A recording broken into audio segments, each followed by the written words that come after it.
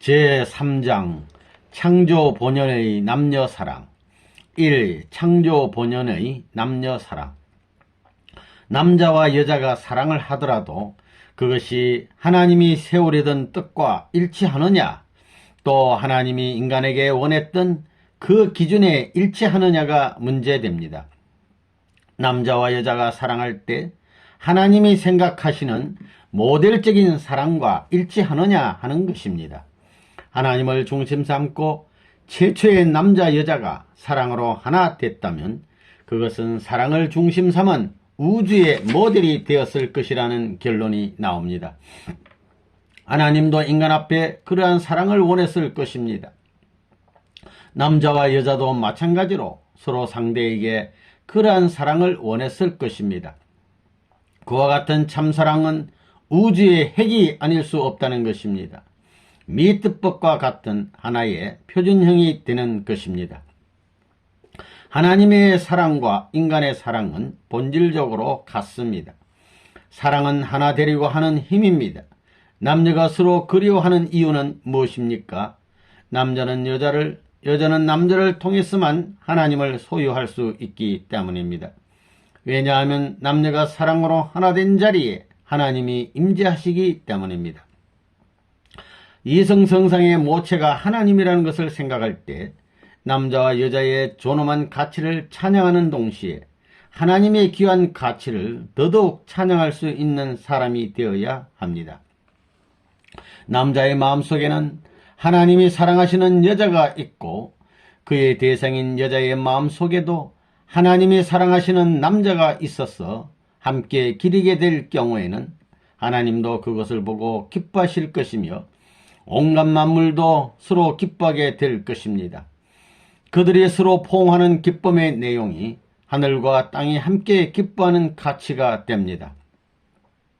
남자와 여자가 서로 좋아하며 포옹하는 그것 자체가 우주가 일체를 이루는 자리가 됩니다. 하나님의 이상 가운데 이루어지는 창조 본연의 모습은 그러합니다. 원래 남자는 자신이 기뻐할 수 있는 여자를 맞이하고 여자 역시 자신이 기뻐할 수 있는 남자를 맞이해야 합니다. 뿐만 아니라 그 한계를 넘어서서 하나님도 기뻐하고 모든 만물이 기뻐하는 만남이어야 합니다. 그러면 이 세상의 모든 존재물이 그 부부를 위해 동원되고 그들에 의해 주관받기를 원하게 됩니다. 새들은 그들을 위해 노래를 부르고 나비는 기뻐하며 나풀나풀 춤을 추게 될 것입니다. 하나님도 기뻐하시고 사람도 기뻐하며 온갖 만물도 기뻐하게 될 것입니다. 이와 같은 입장을 이루어 인간 조상이 역사를 출발시켰더라면 그야말로 창조 본연의 이상 세계가 되었을 것입니다. 2. 남자와 여자가 태어난 이유. 본래 남자가 태어난 본뜻이 어디에 있습니까? 여자 때문에 태어났다는 것을 부정할 수 없는 것입니다. 그 반대로 여자는 여자 때문에 태어난 것이 아닙니다. 남자 때문에 태어났다는 사실을 스스로가 확신하지 못하면 문제가 생긴다는 것을 우리는 알아야 되겠습니다. 이것을 천지 창조의 대주제이신 하나님이 창조의 원칙으로 했기 때문에 그 원칙을 따라가지 않고는 선하고 참되고 행복하고 평화스러운 세계 혹은 사랑과 이상의 세계에 들어갈 수 없다는 것입니다. 여자는 남자를 만나려고 태어났고 남자는 여자를 만나려고 태어났지요. 이것이 최고의 진리입니다. 그러므로 이러한 원칙을 따라서 축복권을 찾아 나가야 합니다. 최고의 진리권을 이탈하는 것은 최고의 악입니다. 남자와 여자는 생리적으로 반대입니다. 여자는 일방적인데 비하여 남자들은 삼방사방적입니다. 또 여자들은 집안에만 있지만 남자들은 이리저리 세상을 돌아다닙니다. 이와 같이 성격이 반대입니다. 그러면 이러한 주체적인 남성과 상대적인 여성이 무엇을 중심 삼고 하나 됩니까? 사랑을 중심 삼고 하나 되는 것입니다. 인간과 하나님을 하나 되게 하는 것도 사랑입니다. 남자가 태어난 것은 무엇 때문입니까? 학문이나 돈, 권력 때문이 아닙니다. 여자 때문입니다. 여자 때문에 남자가 태어났다는 것입니다. 남자의 골격이 여자보다 큰 것은 자기만 벌어먹고 살기 위한 것이 아니라 자녀와 아내를 벌어먹이기 위해서입니다. 남자가 갖고 있는 기관과 여자가 갖고 있는 기관은 서로 틀립니다. 그것은 누구 때문에 갖고 있습니까? 그것은 자기 때문에 생긴 것이 아닙니다. 남자의 것은 여자 때문에 생겨났으므로 여자의 것입니다.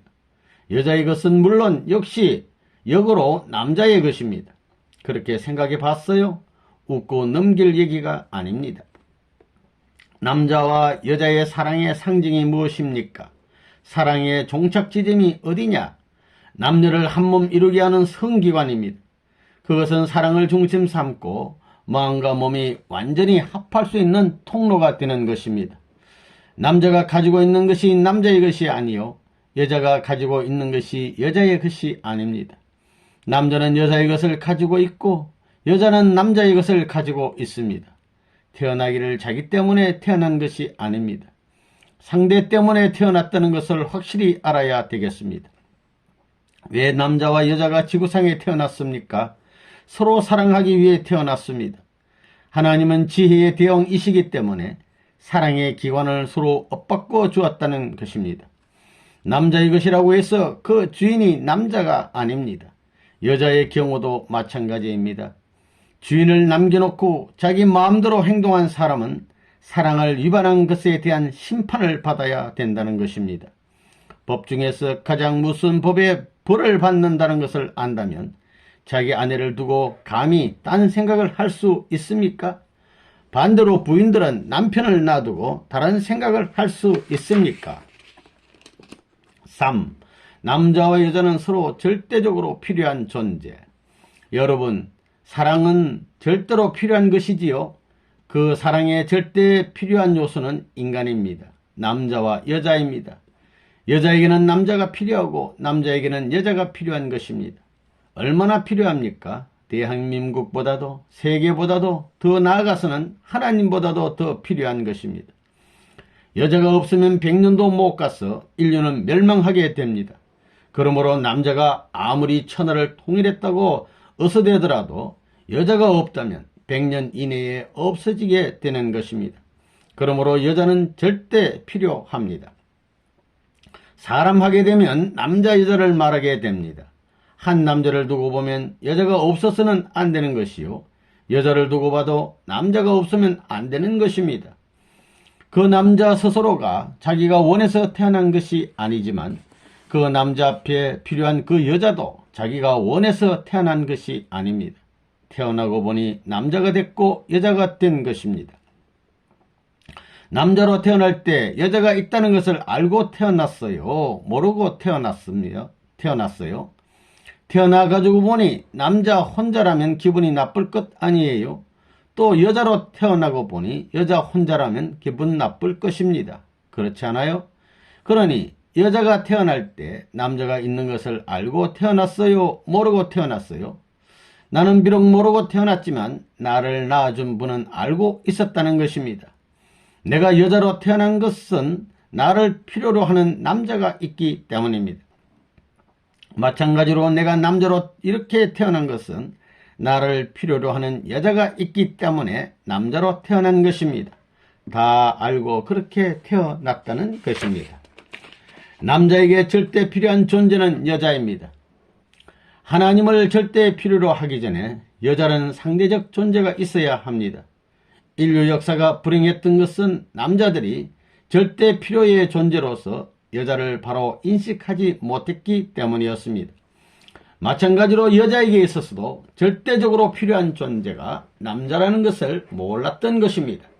참사랑의 맛을 느끼기 위해서는 이상권을 가져야 하는데 남자에게는 여자가 필요하고 여자에게는 남자가 절대 필요한 것입니다. 참사랑을 위한 절대적 남자와 여자는 일심 노력에 의하여 맺어지며 절대적 남자와 여자가 하나로 맺어졌을 때는 하나님이 두 사람 가운데 임재하게 되는 것임을 알아야 하겠습니다. 참사랑으로 맺어진 부부가 헤어지는 것은 하나님도 싫어하기 때문에 절대적 남자와 여자의 사랑은 영원하게 됩니다. 하나님은 전지전능하신 분이지만 그 절대적 존재도 홀로는 아무런 의미가 없습니다. 그와 마찬가지로 한 남자가 미남이고 건강한 사람이라 해도 여자 없이는 그 의미가 없는 것입니다. 자신의 미모나 건강에 취해서 혼자 사는 남자는 아무짝에도 쓸모가 없는 흉물스러운 존재일 뿐입니다. 그렇게 자아도취에 빠져 사는 남자가 세상에 많다는 것이 문제이고 역사가 비극으로 흘러온 원인이기도 한 것입니다. 자기 도취에 빠져 돌아가는 세상을 개선하고 변화시켜 나오는 것이 하나님의 섭리였다는 것을 알아야 하겠습니다. 4. 사랑은 상대로부터 온다. 사랑은 혼자서는 이루어지지 않습니다. 사랑은 어디에서 나오는 것입니까? 나로부터 나오는 것이 아니라 상대로부터 오는 것입니다. 상대로부터 나오기 때문에 내가 머리를 숙이고 상대를 위해야 되는 것입니다. 위하여 살라고 하는 천리가 여기에서 생겨나는 것입니다. 지극히 고귀한 것이 나에게로 찾아오는데 그것을 받으려면 높이고 위해야 한다는 위하는 철학을 실천해야 하는 것입니다. 사람에게는 사랑이 있습니다. 그러나 사랑이란 것은 자기 혼자서는 나타나지 않습니다. 남자가 혼자 있을 때 사랑은 나타나지 않습니다. 남자 앞에 상대가 되는 여자가 나타나야만 사랑이 생겨나는 것입니다. 이처럼 상대가 나타나야 비로소 사랑이 생겨납니다. 부모의 사랑이 좋고 부부의 사랑이 좋다 할 때 진짜 사랑은 자기를 중심 삼은 사랑이 아닙니다. 사랑이란 나로부터 시작되는 것이 아니라 상대로부터 시작되는 것입니다. 여러분은 이것을 알아야 합니다. 남편으로부터 아내로부터 사랑이 생겨나는 것이요 아들로부터 형제로부터 사랑이 시작되는 것입니다. 사랑은 자기 자신으로부터 시작되는 것이 아니라 상대로부터 시작되는 것입니다. 그러므로 사랑의 주인은 누구입니까? 상대가 사랑의 주인이 되는 것입니다.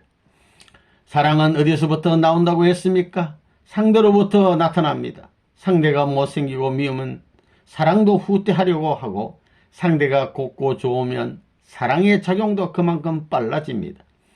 상대의 말, 아름다움, 냄새, 맛 등 상대의 요소에 따라 사랑의 작용이 결정되게 됩니다. 사랑의 근거지가 어디일까요? 사랑의 근거지는 내가 아닙니다. 사랑이라는 명사는 상대적 관념에서 말하는 것입니다. 상대가 없게 될 때는 제 아무리 미인한 자라도 혼자서는 사랑할 수 없기 때문에 안 됩니다. 사랑의 근거지는 내가 아닙니다. 사랑은 나로부터다 하는 것은 사탄이 지금까지 이용한 말입니다. 사랑의 근거지는 내가 아닙니다. 사랑의 근거지가 자기라고 생각하는데 이런 사고방식을 뜯어고치지 않고는 미래의 역사도 발전이 없는 것입니다. 지금까지 부인은 부인대로 자기중심이요 남편은 남편대로 자기가 중심이라고 해가지고 서로가 위하라고 하니 파탄에 이르게 되는 것입니다. 사랑의 근거지는 내게 있는 것이 아니라 상대에게 있기 때문에 그 사랑을 내가 갖기 위해서는 나 자신이 그 사랑 앞에 희생해야 합니다. 사랑은 반드시 희생을 요구하는 것입니다. 또 사랑은 극복을 필요로 하는 것입니다. 이런 관점에서 볼 때 오늘날 사탄 세계를 극복할 수 있는 내용은 이 천지간에 딴 곳에서 찾을 수 없습니다. 하나님을 중심 삼은 사랑의 원칙을 따라 가지고만 찾을 수 있겠기 때문에 하나님은 사랑을 딱 붙들고 있는 것입니다. 세상의 자비라는 말도 사랑이 없이는 안 나오는 것입니다. 인이라는 말도 혼자서는 나오지 않습니다. 자비나 인이라는 말도 모두 상대적인 개념에서 말하는 것입니다. 5. 이성 간의 사랑의 조화를 이루면 남자는 하늘을 상징하고 여자는 땅을 상징합니다. 따라서 두 사람이 합하여 조화를 이루어야 합니다. 남자와 여자는 서로 다릅니다. 남자의 근육은 울퉁불퉁하고 여자는 미끈합니다. 남자는 수염이 나는데 여자는 수염이 나지 않습니다. 목소리도 다릅니다. 남녀를 비교해보면 상대적인 것이 어울립니다. 조화가 벌어지는 것입니다. 사람이란 육적 구조를 볼 때 좌우로 상대적입니다. 반반을 딱 붙여 놓았기 때문입니다. 여러분, 높기만 하거나 낮기만 한 것이 좋습니까? 조화를 이루는 것이 좋습니다. 수평선을 중심으로 아래에는 어류가 살고 위에는 포유류, 조류 등이 살고 있습니다. 여자는 한 달에 한 번씩 생리를 합니다. 달을 중심 삼고 조수가 바뀌는 것과 같이 여자도 마찬가지입니다. 호흡작용과 같습니다. 남자와 여자가 조화를 이루어 평행선을 이루어야 합니다. 올라가고 내려가고 도는 각종 시설이 구비된 디즈니랜드를 사람들이 왜 좋아하느냐 하면 우주가 그렇기 때문입니다. 남자끼리 하동하는 것과 남자와 여자가 하동하는 것 중에 어느 편이 기분이 좋습니까? 남자와 여자가 하동하는 것이 좋습니다. 우주가 그렇기 때문입니다. 우주가 음양의 조화를 이루어 하동하기 때문에 박자를 맞추어야 하는 것입니다. 이성 간의 사랑의 조화를 이루면 하나의 원형 운동을 이루게 됩니다. 이성이 사랑으로 일체가 되고 사랑의 열매를 맺게 되면 하나님은 내려오고 인간은 올라가게 되어 중앙에서 만나게 되는 것입니다. 하나님이 이 원형의 구심점이 되어 구형운동이 이루어지게 됩니다. 구심점에서는 사방 어디든지 통할 수 있는 것입니다. 그 구심점은 사랑의 조화가 이루어지는 곳이고 생명이 태동하는 자리이며 평등주의와 공동주의의 시발점인 것입니다. 그곳에는 사랑의 힘이 있기 때문입니다. 그러므로 우주의 모든 작용과 포용의 힘은 사랑인 것입니다. 인간에게 있어서 사랑은 영원한 것이며 둘이 아니고 하나입니다. 남자와 여자 사이에 사랑으로 맺어지면 지상에서 100년 해로해야 하고 죽어서도 영원히 함께 살아가게 되어 있습니다. 몸은 둘이지만 하나 되어 돌아감으로써 일체가 되는 것입니다. 두 몸이 하나 되면 하나님과 같이 돌게 되어 사랑의 사위 기대를 이루게 되니 그것이 바로 사랑의 이상세계인 것입니다. 거기에는 거짓 사랑이 침범할 수 없으며 오직 참사랑만이 임재하게 됩니다. 하나님을 중심 삼고 남자와 여자가 축복을 받아 완성된 자리를 이루면 하나님은 언제나 찾아오시게 됩니다. 사랑의 사위 기대를 이루게 되면 상대편을 몸을 통하여 마음까지 사랑하게 되고 마음을 사랑하게 되면 몸까지 따라오게 되어 있다는 것입니다. 6. 참사랑에 취한 본연의 인간. 이 세상에서 가장 거룩한 것이 무엇입니까? 참사랑입니다. 참사랑은 하나님으로부터 출발합니다. 하나님이 존재하신다면 그 외의 길은 없습니다. 하나님께서 진심으로 바라는 것은 참사랑의 길이며 참사랑의 길을 통하지 않고는 하나님 앞으로 나아갈 수 없다는 것을 알아야겠습니다. 하나님은 사랑을 통해 보고 듣고 먹고 만져보고 싶다는 것입니다. 인간도 하나님으로부터 사랑의 입맞춤을 받았다면 내부가 폭발할 것 같은 희열을 느낄 것입니다. 하나님의 바람은 여기에 있는 것이지 다이아몬드나 보석을 소유했다고 해서 기쁘다고 하시지는 않는다는 것입니다. 인간의 일신을 본다면 인체는 오감을 가지고 있습니다. 인간은 누구나 오감의 인식에 의하여 참사랑을 느끼고 확인하게 되어 있습니다. 눈이 참사랑을 향해 있다면 그 눈은 참사랑에 물들어 취하게 되어 있습니다. 취한 눈동자의 색깔이 얼마나 아름답게 빛나겠습니까? 참사랑에 빠져있는 사람의 미소 짓는 입술은 얼마나 황홀하겠는가를 생각해 보십시오. 인간의 오감이 참사랑에 취해 움직이는 모습, 하나님을 향해 움직이는 오감의 조화가 얼마나 아름답겠는가를 상상해 보십시오. 그러한 아름다움을 통한 기쁨은 하나님 혼자서는 체험할 수가 없는 것입니다. 그런 아름다움은 상대가 있어야 체험하게 되는 것으로 하나님이 인간을 창조하신 목적이기도 합니다. 참사랑에 취한 눈동자를 매만져보고 싶고 입술에 입맞춤하고 싶으며 마음의 선율을 한번 켜보고 싶은 아름다운 남자와 여자가 있다면 하나님은 어떠하시겠습니까? 참사랑의 해와가 있다면 해와의 심정세계를 한번 여행하고 싶다는 생각을 가지실 겁니다. 아름다운 해와의 심정세계, 심정권이 얼마나 넓고 깊은가를 확인하고 싶은 충동을 가지실 것이라는 것입니다. 하나님은 당신이 천지를 창조하신 것 이상으로 아름다운 내용을 소유한 아담과 헤아의 심정세계를 이행하시고 싶을 것입니다. 하나님은 참사랑의 인간에 대하여 우주를 이행하는 것 이상으로 그 심정세계를 이행하고 싶다는 생각을 가지실 것이 확실하며 참사랑의 아담과 헤아의 심정세계를 영원히 떠나고 싶지 않다는 생각을 가지실 것입니다. 하나님께서 인간을 지으신 이후 인간의 참사랑에 빠져 사랑의 미아가 되었다면 세상이 어떻게 되었겠습니까? 인간 가운데 하나님이 거하시게 될 것이니 하나님과 인간이 하나 되어 만들어낸 세계는 기쁨과 아름다움이 충만한 세계일 것이 분명합니다. 참사랑이 완성됐다면 감흥의 하나님께서는 그 참사랑에 홀딱 빠져도 후회하지 않으실 겁니다. 참사랑 가운데서라면 어떤 일이 생겨나도 마냥 좋아하실 분이 하나님이십니다. 참사랑의 세계에서 인류가 산다고 한다면 일생 동안 후회 없는 행복된 삶이 될 것입니다. 또한 세상에 전쟁의 역사도 없을 것이며 불만이나 불행이 없는 세계가 되었을 것입니다. 7. 사랑은 극히 자연스러운 데서 이루어진다. 선생님이 어렸을 때 있었던 이야기인데 어느 날 새를 한 쌍 잡아다가 둘의 부리를 입맞추는 노름을 한 적이 있습니다.